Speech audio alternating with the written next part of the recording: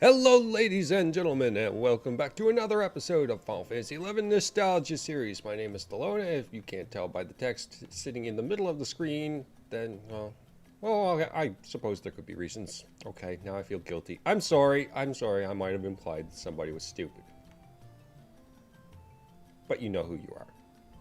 Okay, now that we're getting into a serious moment, I'm going to finish Windhurst rank, because quite frankly, that is right near the end. I figured, let's finish off a storyline. Let's get it done. Let's get it out of the way. Let's talk to this person one last time. Maybe there's another time after this, but that's not important. We will finally do the decline mission. No. Written in the stars. Accept this mission? I sure hope so. I sure hope that's the right one. Otherwise, anyway. Mission's been issued by the lady in waiting of Heaven's Tower, Zubaba. Well, Zubaba. That is not exactly a effeminate name, but alright, we'll go with it. Not that I know much about her myself, but Zubaba has been serving as head lady in waiting since the current Star Sybil was a child. Okay, so she knows in the know. Alright, fine. She's not a character you dare keep waiting. Oh. I'm sorry. Then I gotta go. No, right now. I recommend you hurry on over to Heaven's Tower. If you fulfill a mission from the head lady in waiting well enough, it's bound to improve your reputation. Okay. So Heaven's Tower. This has got a lot of jumping around, so I'm going to just head over to Heaven's Tower, and there'll be a lot of jumping, and I'm just not going to mention that I'm going to jump over. We'll just get into the next cutscene because there's a ton. Right. So apparently I'm expecting some sort of zone in here, so obviously the zone in and stuff. Alright, yes. No? We can move. It said zone in for a cutscene. I'm here. Did I miss somebody? One sec. Okay, so I'm an idiot or just really, really tired. I had a really long work week, guys. I'll blame it on that. So this person is obviously the person we're supposed to talk to, but according to the mission is totally unnecessary. You're late. Your pathetic adventure is never ever on time. Sorry. It's also the middle of the night. Cut me some slack. Come on. You think that being late affects only you, my dear? Did you ever think of those that have to wait for you? Never. They could suck it up. I mean, anyway. As I produce a late video. I'm sorry, guys. It's like 70-hour work week. I'm wiped. I'm just trying. Whatever. So yes, now I have to apologize for Zubaba's really put the point clear. Thank you for making me feel extra guilty, Zubaba. I'm punching the screen right in. Take that. Fine. Your lack of punctuality creates problems for all of Venedil. Oh, now it's the whole world that's got to suffer because of me. Great. Are you paying attention, young man? Probably not anymore. Very well. Let me tell you why I've summoned you here. Fine. I've heard your exploits from the young lady in the clerical chamber. Well, good thing I don't remember them. Surely an adventure of your stature knows of the ruins. I wish for you to travel to its central tower and rid the place of the wicked creatures that lurk below. Is this anything to do with anything? Maybe ruins, but ever since the first Star Sybil sealed it, its central tower may be a place very sacred and important to Windhurst. This has... what? In the past, we've had other adventurers travel and confirm the Star Sybil's readings. However, recently, there's been a rise in monster activity in the ruins. And that is all the more reason to have you journey down there and cleanse the holy tower. Is this even... It isn't. Rusty Dagger quest. I think I have the Rusty Daggers, to tell you the truth. This is not what I was looking for. Do I have them? Might be able to get this out of the way. Got a whole bunch of garbage, mostly. Rusty Dagger. Onion. Rusty? Rusty. I know I have it. It's in here somewhere. Where the freak did I even put this nonsense? I know I have them. I know I farmed them when I got through. I made sure to get the rusty daggers for some nonsense reason that I can't even remember why. I don't even remember what they're for. And clearly I don't have them anymore unless they're... Well, I'll just check the weapons slot, honestly. Speed this up. Mog wardrobe. Yes? Holy crap, sort this nonsense. No.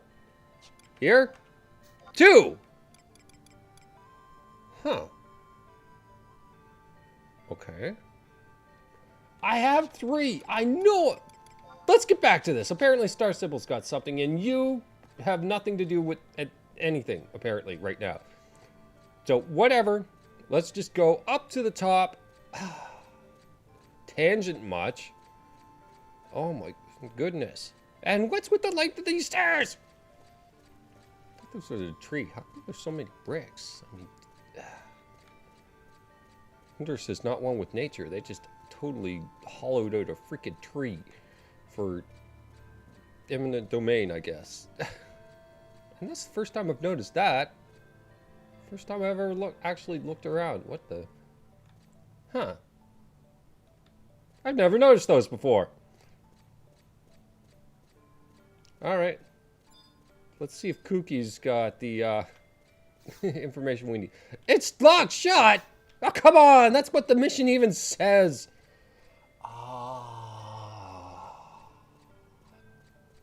What the hell? Missions. Nations. Winters. Written in the stars. Did I pick up the wrong quest? I picked up the wrong quest, didn't I? I think I picked up the wrong quest. I'm going to look over at the wiki. The wiki says... Use the quest moon reading. God damn it!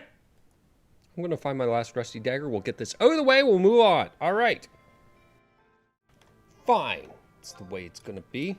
Here's 3 rusty daggers into your heart. Now please die a horrible, horrible, slow, painful death from tetanus.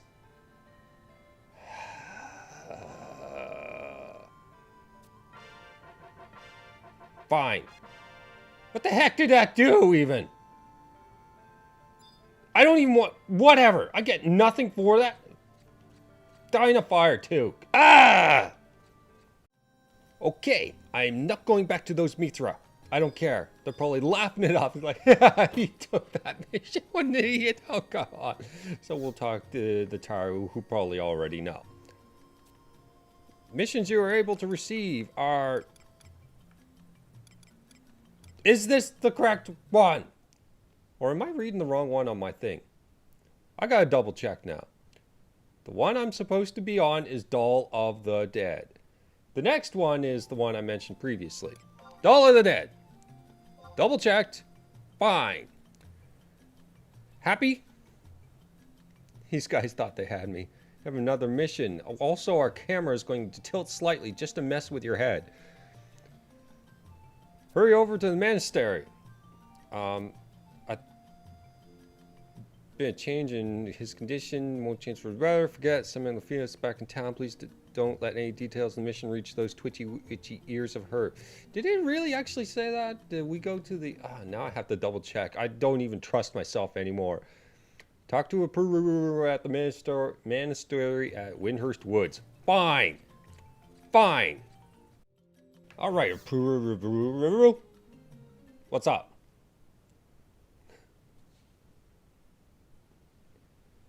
Dear brother is finally woken from his coma. He's right here. Come with me. We'll enact a soap opera of some sort here and find out who really killed you. Or tried to. Have some serious problems. You're making me a little wearious with that kind of text. Thanks to you, I was able to see all that was written in the Book of the Gods. When sacked before winters, wipe off the face of Vanadil. Okay. Also, hey! After I found you missing from the dark dungeon, I knew I'd find you here, Jido Marichio. Well, maybe he didn't want to fight the Shambler or something. I don't know. Semi Lafita. Great Galabignigas. Holy crap. I just can't get away from you.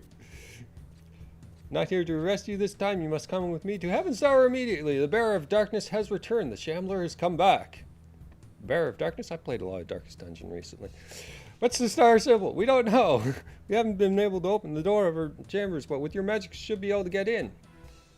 Actually, with that said, I've kind of been tempted to play Darkest Dungeon on the channel. I'm just trying to figure out a way to squeeze it in. But that's an aside. Anyway, I guess we go on to the next part, or yes, we do. So now we zone into the tower and get, yeah.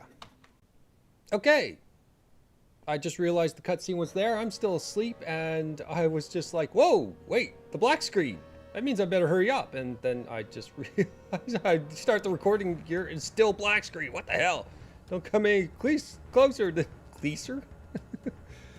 The Jesus star. Star symbol. That's a lot of stars. Stars. Anyway.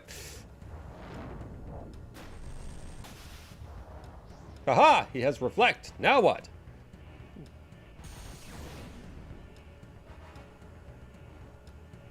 There's a lot of stuff going on.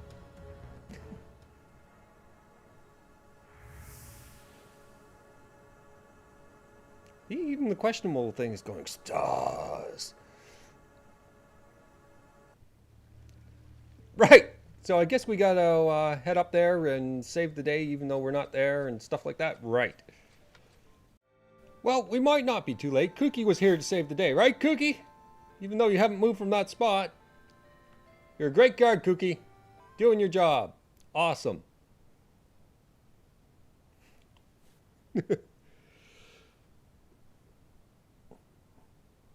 Hey folks, what's up?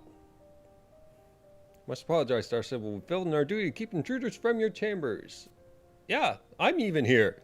I will pursue the creature at once. The rest of the Sybil guards will be placed under GW's command. Wait, you'll be wasting your time. Nobody can stop that thing. You have knowledge of this fiend?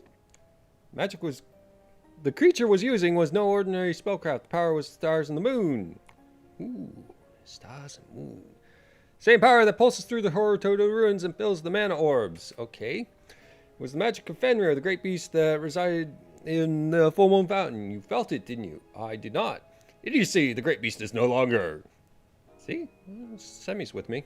No longer what? Fenrir has left the full moon fountain. Star Sybil, I've read the Book of the Gods. I know all about Taru, the beginning of the Windhurst and deeds of the first Star Sybil.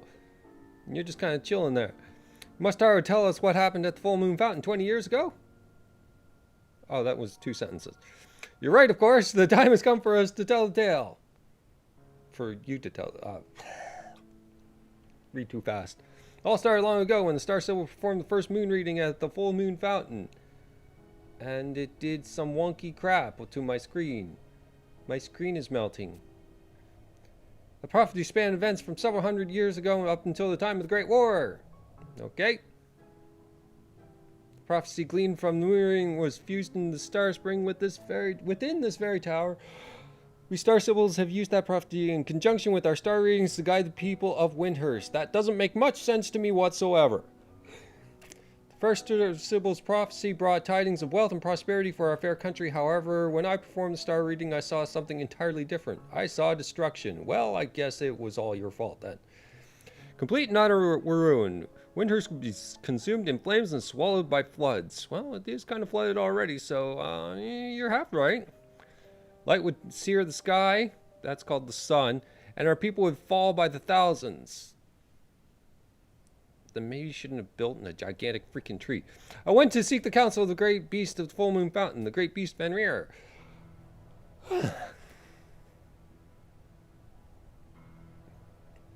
Screen melting. Puppy. We should save your people from destruction, poor fair little Star Sybil. Oh, quivering.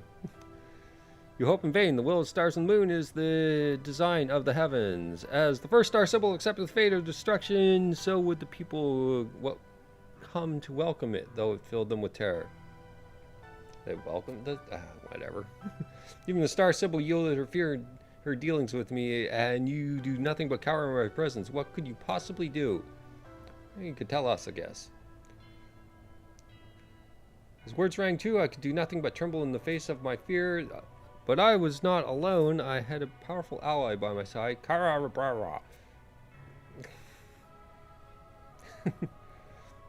Garr developed a new kind of magic to control the mind of the great beast and change the will of the stars and the moon. He called this magic summoning. However,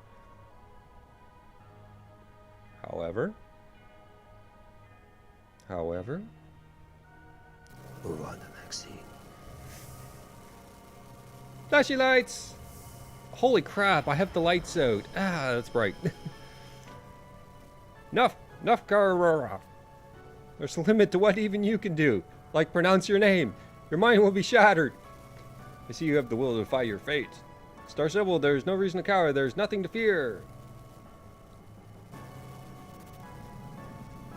Ah, my eyes. Time is near when darkness will obscure the light. Oh God, speaking of light, that guides you. It guides me into covering my eyes, but your steps must not falter. A path still exists through the blackest of nights, and suddenly it's the blackest nights and bright again. And so the great beast Fenrir passed on from our world. Yes, that is the sad truth. The spirit of the great beast was fast. No matter how strong Carbararo was, it was impossible for him to fully contain Fenrir's power. When Hirsch lost protection of the stars and the moon, and the heroic toad ruins could no longer function, the magical waters dried up, and the star tree began to wither. Holy crap, that's a lot to take in.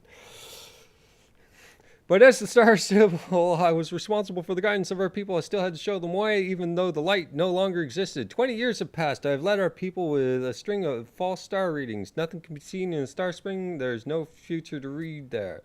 To be read there. ... But Star Sybil, the future lives on. As Fenrir told you, the past still lies before us. Neither peace nor destruction is certain. We must seek the light with our own hands. Yeah, mostly seize your eyeballs if it ever does that stuff again. Oh my God, that hurt. I'm sure that it'll probably be better by the time I publish it, and it'll be the daytime for most. But yeah, whatever. Star Sybil, I must ask you permission to enter the mastery of Carbar. He and I are of the same mind. All I want, Taru, is to save winters. I need the knowledge of Carbar uncovered. You have my permission. I grant you leave to use all that remains of Carbar's research and pardon you for the crimes you have committed. Holy crap. Are you sure of this? All that remains secret has been revealed here today, and yet it proposes we strive onward. Leviathan, ×7, looking for members. And there is still the mystery of this dark visitor. We must discover its true nature. Am I a dark visitor? I don't know. That might be a little racist. Also, I'm pretty dressed darkly. Yeah. I haven't said a thing here. I'm like Chrono or something going on here. It's time for me to get to work. If you need me, I'll be in the Animastery. You, the guy. Let a Peru knows what has transpired here. Don't let me down, adventurer. I'll just do the Chrono thing. Ah, screw that. Chrono sucks. Alright, so I'll just move on to the next part. I can't remember what it is. Okay, so apparently we're talking to a brr again. I guess that was from the text anyway, so it didn't matter. You guys probably knew already. It seems like it's actually not, hey, we gotta talk to somebody, but we're not gonna tell you who. Guys, are you certain Ejidumajita has received a pardon from the Star Sybil? Yes! And permission to cover and a mastery. No matter how many times I hear it, I just can't believe it. I can't even understand it every time I hear it. Brr, you have a lot on your mind with and all, but I wonder if I might have a moment that Dr. Yoran, the only guy that I can pronounce his name to. I was given this lever by an adventurer. Apparently it was dropped at by a mandragora inside the boida tree. Okay. Wait, this handwriting. Well, listen. I see you recognize the author. He's been held as the prisoner somewhere in the boida tree and needs help to escape. I figured that oh God, considering who, I figured that I should leave this matter, Taru, up to you and your brother. So much has passed as I will stab you many, many times, Yorn. Just stop it. Between your siblings and the author of that letter, I was expecting author Taru, honestly. I'll just Taru, damn you! Pretend that I never saw it. Well, I've taken up enough of that. Keep your chin up. Just go away. Go away. Also, why is my screen doing that funky 2 frames per second? Oh, whatever. What should I do? I can't think straight, Haru. All this time I thought he had died. Really? Skies above. My father alive. I don't know what to do. What should I do, adventurer? Let me know next time. We must save him. Or leave him to rot. I don't know. Usually that'd be my first Taru thought, but my second Taru thought was the first Taru thought with the Taru in it, and I was more willing to rhyme than save my own father. You're a despicable person. You know that? You're just terrible. I don't want to have anything to do with you anymore. I ask you to help me. Why don't you go to Boy the Tree and find my father, Zomba Zippa? I want to save a guy with that name? You got my interest now. When you find him, if he really is alive, I have some questions I want you to ask him. Why did the Guardians rise up against him? Who is the Guardian they have chosen for a king? Leave it to me! Thank you for being so understanding. I don't understand a thing. One more thing. Please don't tell any of this to my brother. I wouldn't want news of our father to interfere with his important research. We're going to Boyada Tree. We need a Boyada Moss. I'm going to pick that up. We're going to go there. We're going to have to deal with a shitload more rhyming. And then we'll see where we are. All right. After much mulling about and realizing that I really need sleep that badly, I finally got everything together. I did a lot of wandering. Let's just say that. Went to the wrong place, went to another wrong place, and there's a few details in between. But anyways, now that I've done a ton of exploring, as you can see, I went to the wrong boo-boos. That's basically what happened. Yeah. Alright, so this guy is the guy. Yeah, the guy. Pee! I like pee. It's boo-boo hummus, and I don't even want to know where their hummus comes from, and ew. Hi! Whatever. And who might you be? A guy interested in your name. You were wondering the same thing about me. Well then, allow me to introduce myself. We've got that part. Illustrious, Westrious. Oh, god damn it. Zomba Zippa, marvelous minister of the ministry and respected academic of the magical city of Winters. They respect you with that kind of... And I am the eminent Taro, brilliant Taro, and I might add quite dashingly handsome Taro, responsible for Winter's great victory 20 years ago. Oh. My Taro, ask what's an unparalleled paragon of perfection such as myself be doing in a place like this. Probably because somebody shut you in for not shutting up. But, you know, it's just, you know, a wild guess. During the confusion of the Great War, I was abducted by the Guardians, magical constructs of war, and brought to this place. I've been kept prisoner here ever since. Well, the Guardians had the right idea. Do not make any hasty assumptions. Oh, sorry. I've merely been playing the role of detainee in order to take advantage of the situation for research purposes. Right. I do wonder, however, how my poor Winters fares without her favorite minister. If indeed you have come to rescue me, perhaps there's something I can do to help you, like stop talking.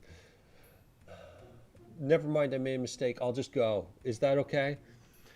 Is that so? You've come to behest of my little Apuru, have you? I must say, I'm surprised that my daughter has ascended the head monastery.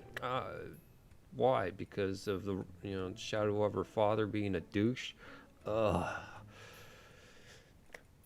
What are the Guardians' content? Oh, fuck it. To follow her orders, my daughter has a habit of instilling too much individuality onto them. The Guardians were created to perform tasks that are too physically strenuous or dangerous for Taro. If they are given too much knowledge, they become muddle and get confused. The black and white world of what they should and shouldn't do becomes stained with shades of gray. I'm not even making that joke. Screw it. Abducting their creator, me, the great fuck it. And dumping me in the Outlands jail is simply unforgivable. I'm forgiving them all the way here. I seem to have drifted off to the Puntaro. No shit. You said you had some questions for me from a Pururu. Ask anything you like. Let me remind you that knock it off. Blah, blah, blah, blah, blah. Question is next is that I cannot answer. Why do the Guardians rise against you? was my one and only Grand Slam mistake. I wouldn't shut up. Instilled in the Guardians the absolute sense of duty to their master. If I had just set them to obey only myself as their master, none of this would have happened. However, it became necessary for me to create a Guardian army. Within that army, the lesser Guardians needed to heed the orders of their higher numbered counterparts.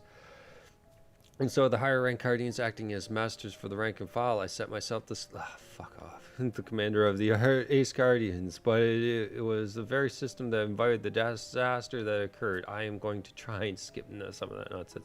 What do you know about the Joker? Batman?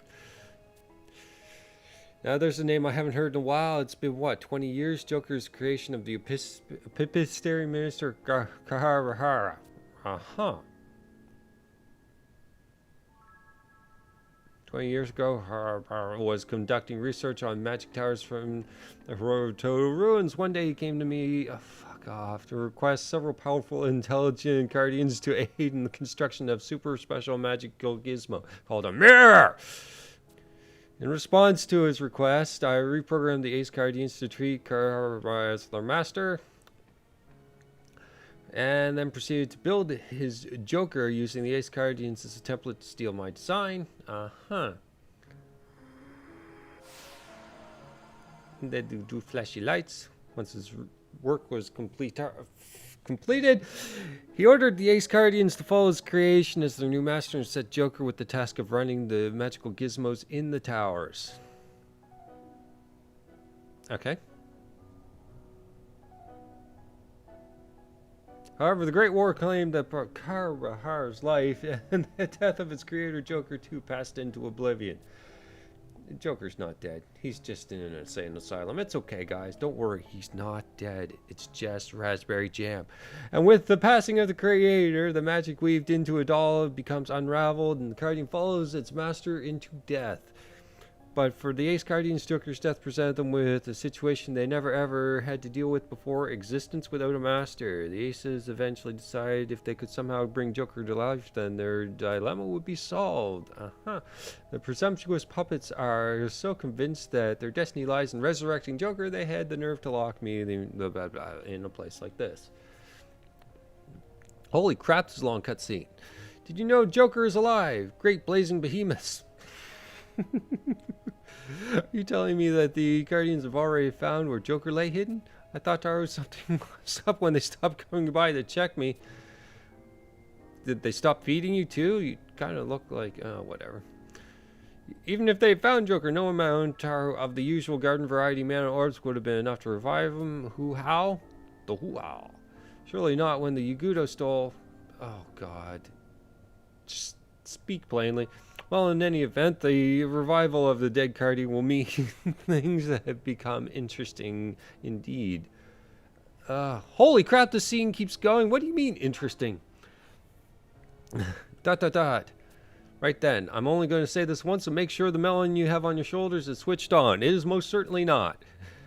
You lost me a long time ago. There is an unbreakable law that accompanies the art of imbuing inanimate objects with life and will. The death of the creator will result in the loss of the object's animating force. And in accordance with that law, the deceased object must never be brought back to life. This act will call back the creator from Death's dark hall. The conclusion is obvious, isn't it? When Joker was resurrected... Oh God, that's a long word now. It wasn't before, but now it is. Kahara was also dragged into the world of the living.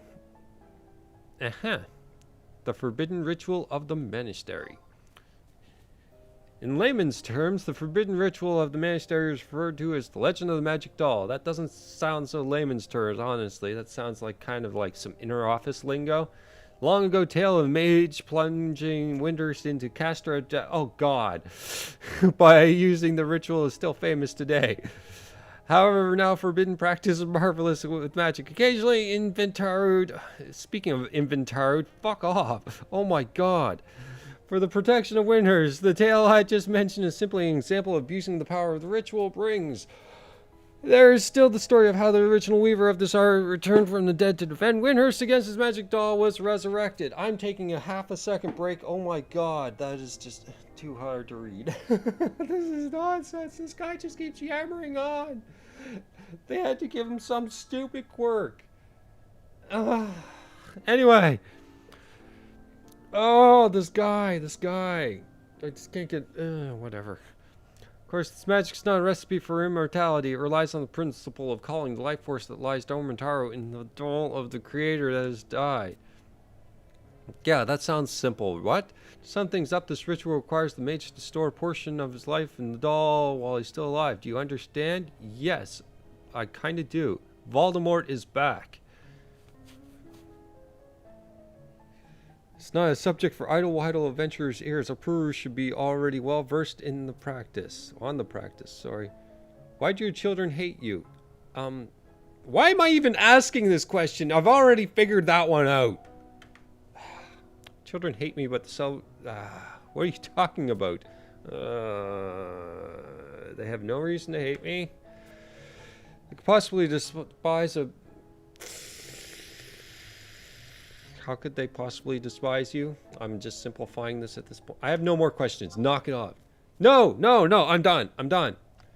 But bit much for me to absorb. I'm bashing my head soon against the keyboard if my head didn't hurt already. Let me write a letter to give you to a Peru. Give me my regards to the children. Tell them this. If there ever comes a time when they need my help, don't hesitate to ask. Just call my name in the air. Ramirez! Or something like that. Anyways, we got the letter from Zona Pacific. I'm done for the episode, guys. Right now, I am done. That was enough. That is setting me over the edge. I'm going to take a break. I'll come back. I'll record more of this, and I'm flinging my hands everywhere. I wish I could. I got to get a good webcam. You'll understand it better than how much I move my hands. But anyways, I hope you guys enjoyed the episode, and we'll continue this in the next one. I'm going to just get a few bulk ones out of the way. So, yeah. See you later. Bye-bye.